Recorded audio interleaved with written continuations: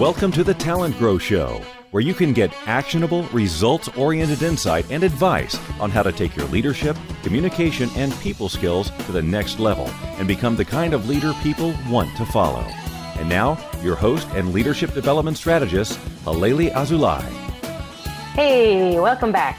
This is the TalentGrow Show, and I'm Halelly Azulay, your leadership development strategist, with a cool episode for you, episode 29, how to lead virtual teams, write better emails, and grow your career by being a great corporate leader while writing books and blogs on the side with Hassan Osman.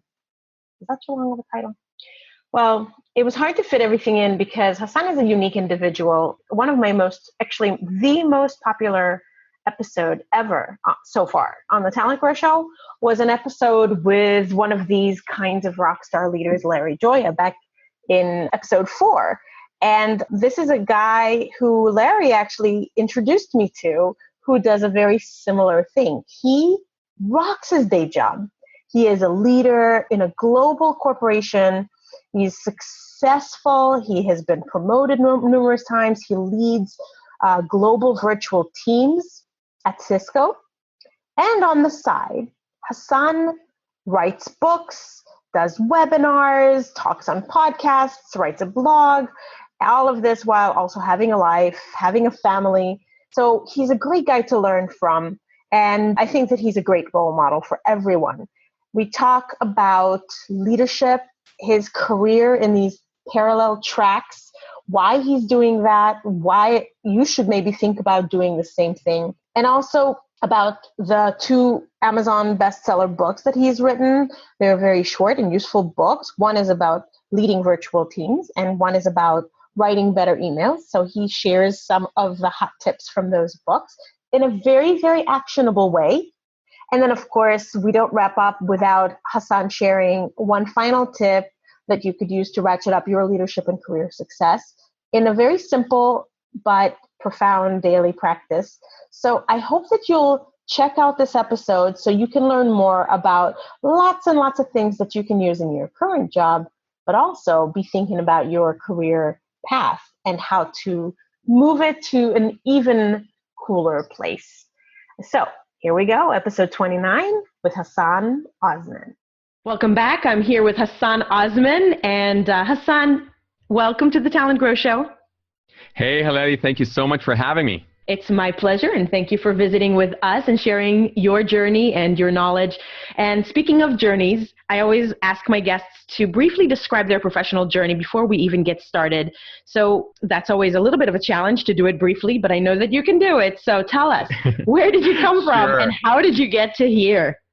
Yeah, absolutely. So I am currently a senior manager at Cisco Systems, where I lead a very large team of global virtual employees around the world on delivering customer projects.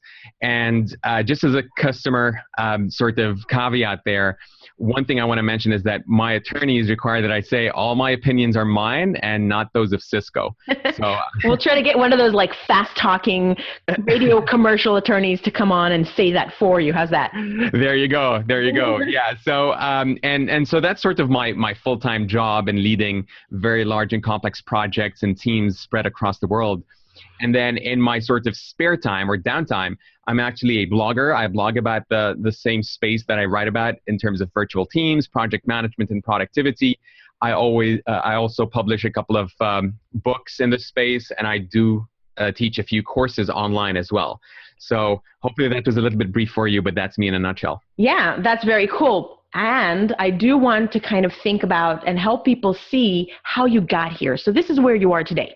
But tell us a little bit about the professional journey that you followed. Like, what did you study in college and what kinds of jobs have led you to this place? Yeah, so if I wanted to go back a little bit, I have a degree in civil engineering, which has nothing to do with my current job. And then I sort of started getting into the whole IT space in my grad school years, went to Carnegie Mellon. And I believe a guest on your show, Larry Goya, was actually one of my colleagues back then. That's how we met, and that's how I believe you and I got together. It's through his introduction.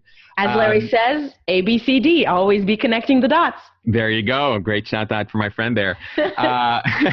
And then through that, I actually studied information security policy and management and learned how to protect companies from hackers, basically. So in the whole IT space, and focusing specifically about what companies can do to protect themselves from external threats. And then post that, I started doing consulting at Ernst & Young for around 6 years there, also helping a lot of companies in that space, as well as into pure management consulting, kind of looking at projects and why they fail and why do you have certain areas where people are not as effective as they should be.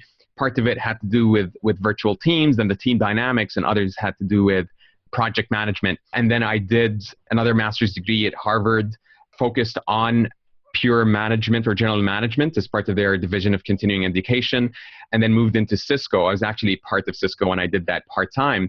And at Cisco Systems, I actually started out as a senior program manager, focusing on very large projects. And now I'm in a PMO manager role. And for those who don't know what PMO stands for, it's a project management office. So in addition to my role as a customer-facing project manager, I also have around 20 plus project managers report directly to me in the organization. Wow. That's amazing. And two master's degrees, and from reputable and very highly sought after programs. So good for you. And did you find that they actually helped you? I always am curious about that. Like, this whole, do we get what we need from universities nowadays? I mean, I know we're not going to actually talk about that a lot today, but I'm just curious about your perspective. Yeah, that's a great question. I mean, I think I would say 40% of what I actually learned is applicable to what I do. A lot of the stuff obviously doesn't. I mean, when you take like a general management degree, and if you're not focused in a marketing type role at your company, you're not going to use a lot of that, accounting or sales and marketing type courses that you took while in grad school, right?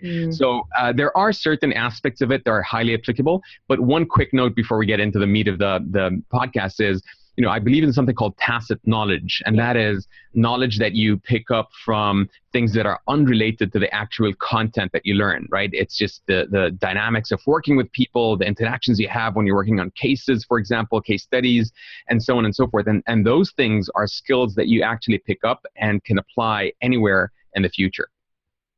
Yeah, and so totally agree. And do you mean that the tacit knowledge you picked up while in those programs is where there was value, or the tacit knowledge that you picked up during your work? During the program. So what I'm saying is that, while I was doing or pursuing my graduate degrees, those types of tacit knowledge nuggets, if you will, is something that I took into my job and learned a lot from. Got it. Okay, thank you. And thanks for entertaining that with me, because I'm concerned about how people get to where they need to go. And I know many people are considering, well, do I need to go back to grad school? Is this going to add value? Is this a worthwhile way to spend my time? Or are there other ways? And I think that something that everybody will find interesting when we get into it is how you've decided to continue developing yourself and your personal brand, because I think that what you're doing is really remarkable. It should be actually commonplace, but it isn't. And so I'd love for people to learn more from you. So one of the things that you are doing, as you said, is that you're writing books and blogging on the side, in addition to doing your day job, which you're clearly rocking because you keep getting promoted and you're leading a lot of people in a Fortune 100 company, or Fortune 500, I guess. What's Cisco? Fortune 500? Yeah, I think it's Fortune 100 now. Yeah. Okay, good. Congrats. So you have a couple of books I wanted to talk about a little bit of what you wrote in there and share some nuggets with folks. One of them is, and by the way, they're both Amazon bestsellers, so congrats on that. And Thank you. So you're welcome. And so one of them is called Influencing Virtual Teams. And I was really happy to read a copy because it's a short book. It's not very difficult to read, but it isn't fluff. It's completely actionable. So you share 17 great tactics for how to actually be successful in virtual teams. And you break them down into stories and relevant examples and action steps. So I wish I could cover all 17, but there was one particular story that you shared about this Danish company that employs autistic employees, and you were making a connection between something that they do in order to successfully employ autistic employees and something that you suggest virtual teams take on. So would you share that story and the lesson from it with the listeners? Yeah, absolutely. So the name of the gentleman who runs this Danish company, and by the way, the company is called Specialisterne, and I'm using a Danish accent there. I probably butchered it. Well, I wouldn't know. The company actually means the specialists in Danish, and the name of the gentleman is Torkel Zane. I think that's how his name is pronounced. But anyway, he's the father of an autistic child, and he actually started the company because he wanted to make sure that his son would be taken care of in the future, right? That he actually has something to rely on. And the company is very well known around the world because it actually makes millions of dollars in revenue, yet employs, I think the number is more than 50% of its workforce of folks who are autistic, right? Wow. So, basically, for those who don't know, autism is a spectrum disorder that is typically characterized by social deficits, communication difficulties, and in some cases, even cognitive delays. So it's hard for autistic people to be able to do the normal day-to-day functions that a person who's not diagnosed with autism does. And so it's very remarkable that he was able to build a successful company based on that. And in one of the interviews, I was reading an article by the Harvard Business Review, and they were doing an interview with him and asked him a very simple question. They said, well, how does managing autistic workers differ from managing other people?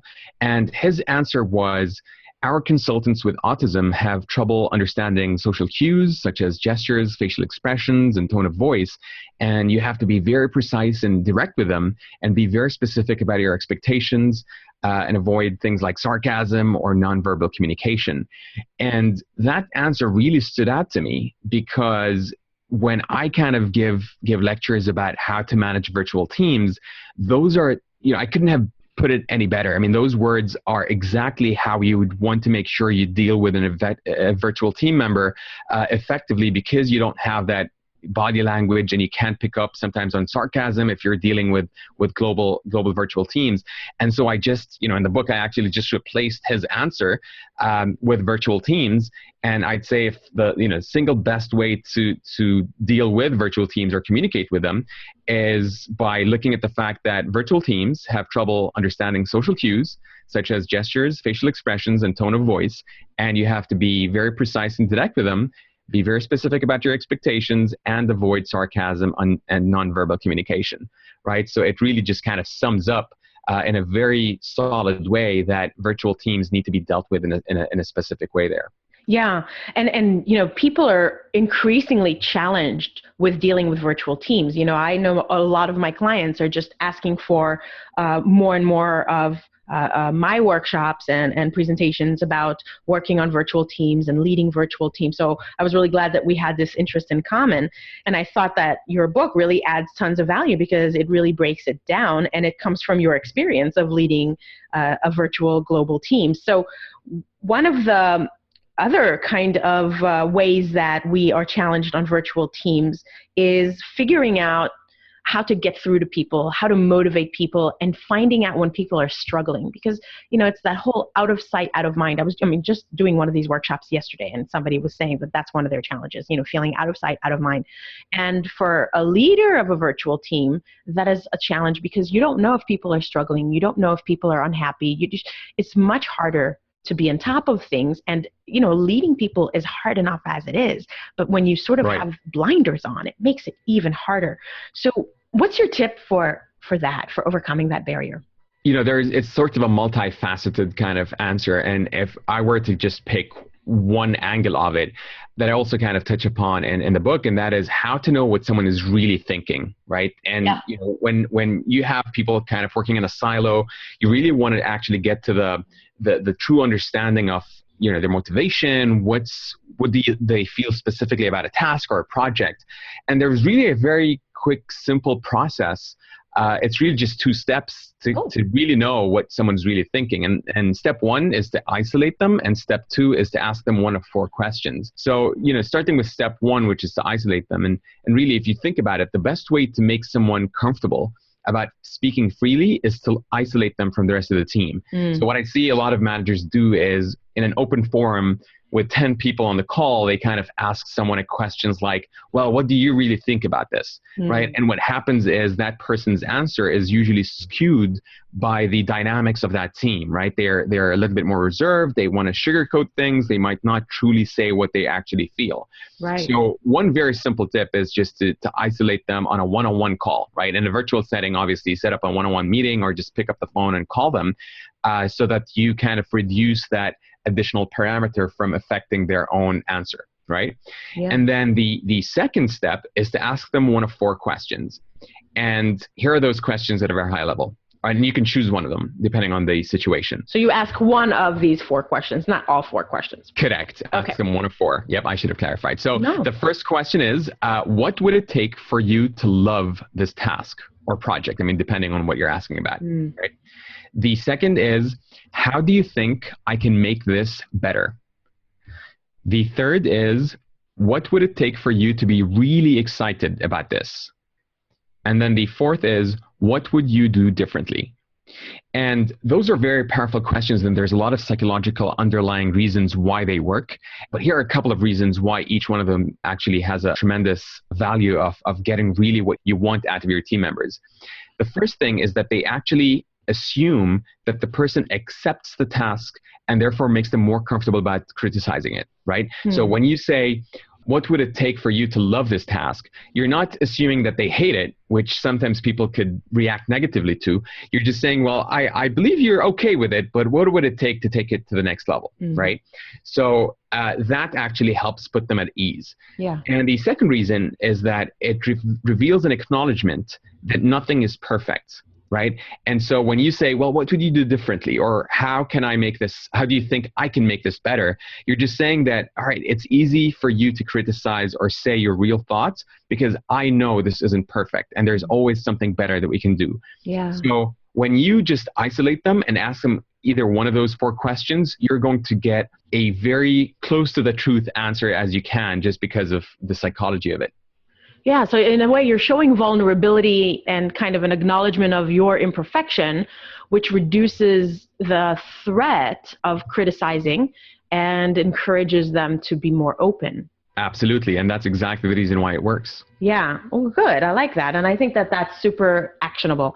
So the other thing that virtual teams struggle with is that a lot of times people rely a lot on email. And frankly, I think that people, even when they're co-located, like they're down the same hallway from someone, they'll go to email instead of going and talk to them in person. So even if we can see people eye to eye, most people now choose email communication for so much of their messaging, whereas email, as we know, is really well designed for certain types of communication, but very, very ill-conceived for a lot of other kinds of communication. So it was cool to see that you chose to expand on this issue in your other book called Don't Reply All. And you have 18 tactics there for how to write better emails and improve communication. And I know, just a quick story is one time a client called me in to start doing a team rebuilding because 2 of her team members have stopped talking to each other.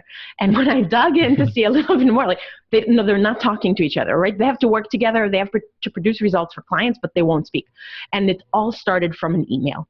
And this, I hear about this time and time again, how much trouble is caused by people using email for something that they shouldn't in the first place, or using email incorrectly. So we could talk about this for 3 days, especially since you wrote the book on it. But from all of the things that you know about this, and I bet from speaking to people about this issue, what do you find are the 2 or 3 most salient or most relevant or best tips you can share right now? Sure. So before I get into that, just a quick high-level overview. The problem is, and I'm sure most people and your listeners on the show probably can relate to this, is that we are overloaded with email, right? I get over 400 every single day.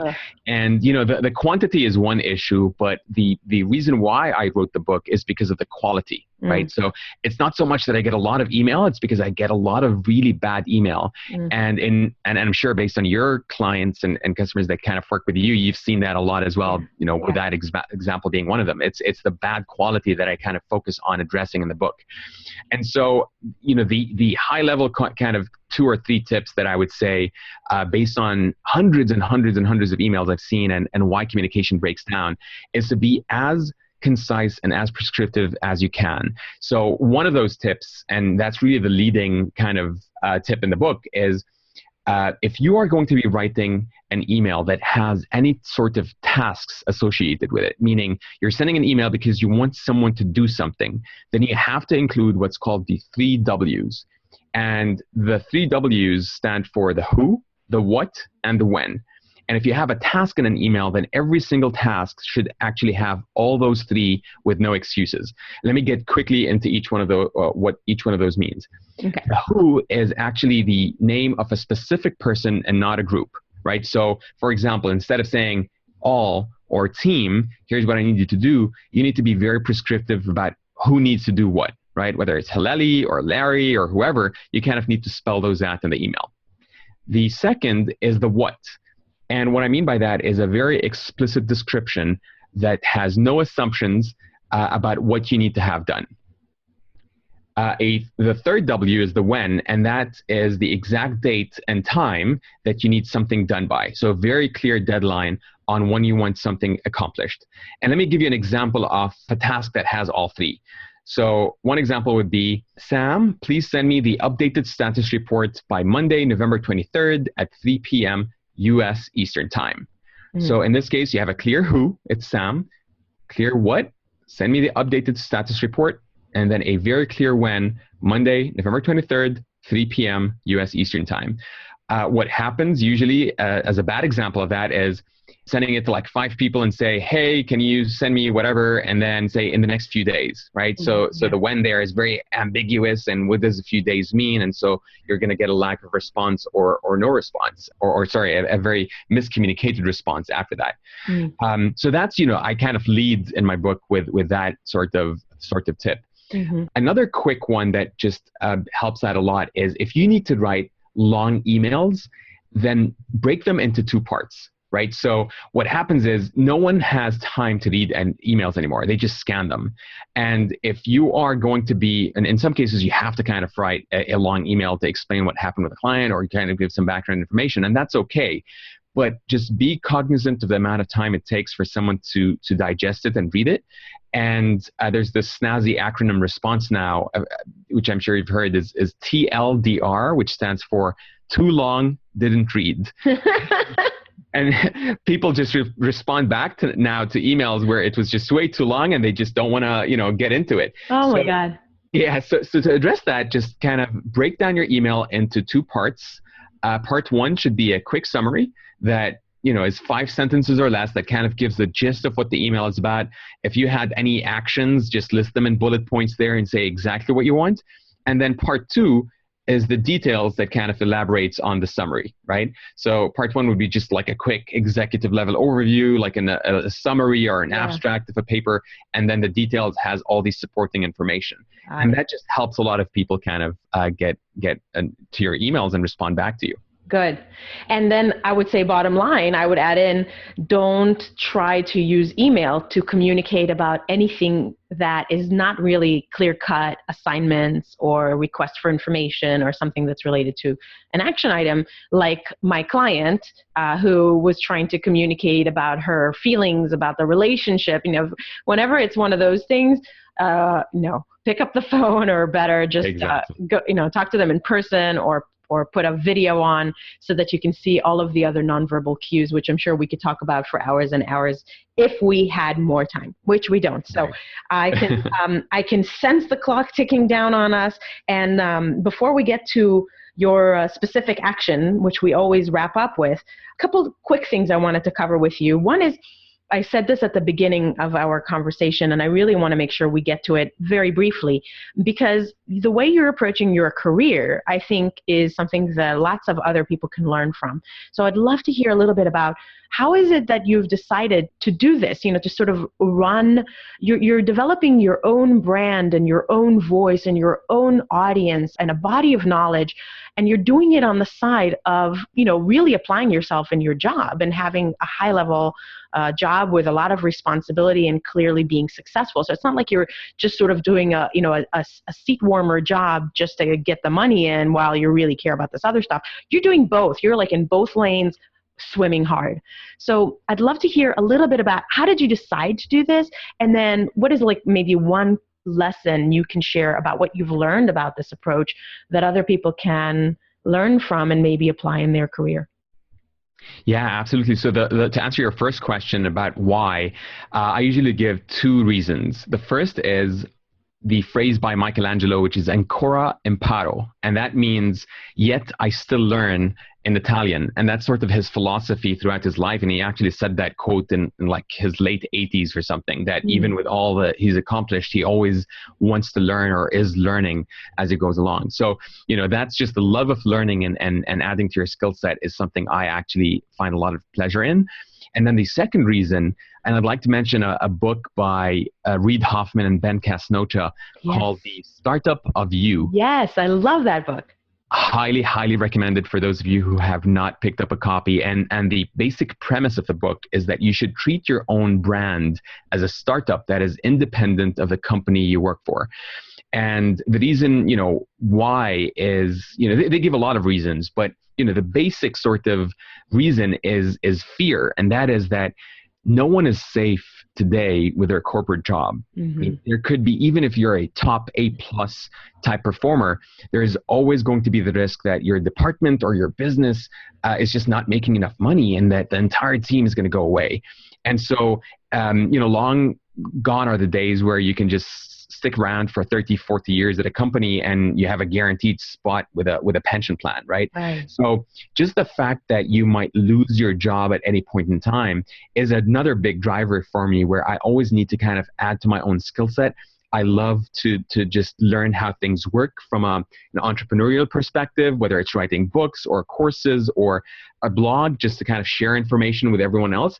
And going back to the concept of tacit knowledge, there's just an enormous amount of time, and I'm sure you know this, Halelly, as well, given that you run a business and do all this phenomenal stuff on the side as well, that you just pick up so many skills, from public relations to networking with other like-minded people to learning a little bit more about marketing and how you write so that you grasp the attention of whoever's reading.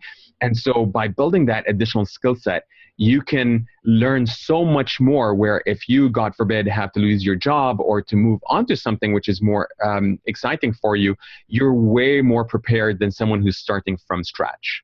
Amen. Amen. And I will link to the book in the show notes, along with everything else that we've discussed and other things you will be mentioning. Thank you for sharing that. And good for you, because you know what?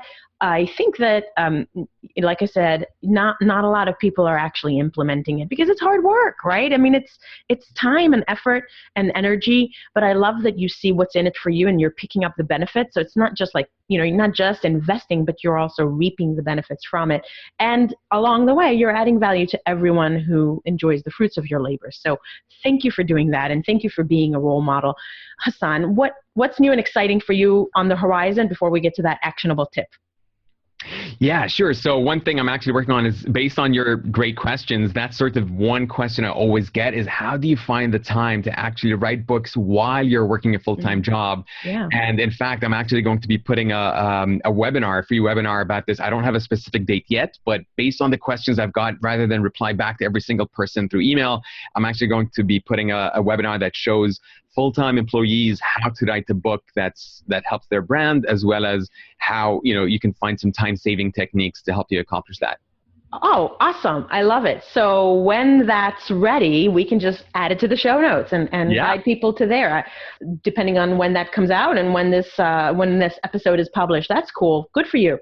So we always wrap up with something very actionable that people can do right away. I mean, today, tomorrow, this week, that's going to take their leadership skills up a level. So what do you suggest? Here's my quick tip. Write something, anything, every day for 20 minutes. Whether it's something that you want to share about your own personal leadership experiences or something that has to do with teaching someone else a skill or something you learned, then do that. And whether you publish it on a blog, in a book eventually, just the fact or act of writing something every day for someone else to read is going to make you a much, much better leader, thinker, and executor going forward. Great advice. I've been trying to revisit the morning pages, the artist's way. I don't know if you've ever done that. So that is a practice I've recently incorporated into my world because I didn't have a good habitual way of writing. I was sort of like when the muse strikes me, which is really not the best way to do it. I love that suggestion. And also I think some people are using 750 words. Is that right? 750words.com.org. There's a website where every day you write 750 words and it tracks it for you and it kind of gives you badges and kind of gamifies it. So I don't know if you've ever used that. I've never used it, but I've heard of it. I just, from my perspective, I don't like forcing myself for a specific number of words as much as it's about time. Just time. However much, I can get through that time period, then that works for me. Okay, cool. I love it. Thank you very much, Hassan. It's been fun talking with you. I wish we had more time. How can people find out more about what you're putting out there and stay connected so that they continue learning from you outside of this podcast? Sure. So you can find me on my blog, thecouchmanager.com, and I've got an about page there. You can connect with me on LinkedIn, Facebook, Twitter, or even just an email if you'd like to drop me a note. Excellent.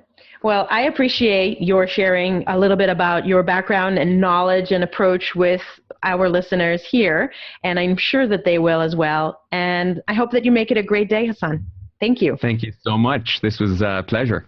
I don't know about you, but I am inspired by Hassan and by his ability to really do so much good work in a couple of different tracks. So I hope that you get some great insights from it. And don't forget that only if you take action will you actually get better, right? Just thinking about these great insights is not enough. You have to take action. So do it. All of the information and the books we referred to in previous episodes and things like this, all of it is in the show notes, talentgrow.com/podcast/episode 29. And let me ask you this. Did you realize that I put out this content for free? It's twice a month, and I want to share it with the world, right? So if you've been getting value from listening to these podcasts, I'm really glad, and I want more people to discover it. So I'm not sure if you recognize this, but iTunes is kind of like a big old search engine. A lot of people that like listening to podcasts are searching for other podcasts that they might also enjoy. Sometimes they search by a keyword around a topic of interest, and sometimes iTunes just sort of pops up suggestions for them. Hey, if you like this, you might also like these other ones. They're similar. And there tends to be an algorithm in iTunes that helps them choose podcasts to suggest, both in search results and in these sort of organic suggestions. And they're highly driven by the number of reviews, and of course that they're positive reviews. So this is why I keep asking you to please take a few minutes. I promise, I think it'll be like 5 minutes or less, to go over to iTunes and to give me a rating and a 1, 2, or 3 sentence max review. It is so helpful. I am not looking for kudos. I am not looking for for you to just gratify me, although I enjoy that. But really, this just helps the content I'm already putting out there reach more people. And that's my intention. I want to impact as many people as possible. I want to benefit as many people as possible. I'm doing it completely for free. And for you to help me out like this would mean so much to me. So there's hundreds and hundreds of people listening to these podcasts, and the number of reviews I have, I'll tell you, do not reflect the number of listeners we have and the number of people I have conversations with who tell me, oh my gosh, Halelly, I love your podcast. Please help me out. I really appreciate it. All right, enough talk. Thank you for hanging around. Thank you for listening. Thank you for your interest. As always, I want to hear your feedback to me about things I can do to make this better for you. So drop me an email, halelly@talentgrow.com. You can tweet at me at Halelly Azulay. You can write me a comment in the show notes page. But until the next time, Make today great, and thank you for listening to the Talent Grow Show. I'm Halelly Azulay, your leadership development strategist, signing off. Ciao.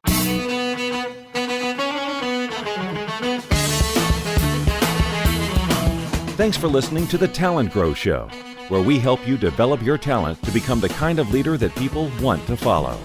For more information, visit talentgrow.com.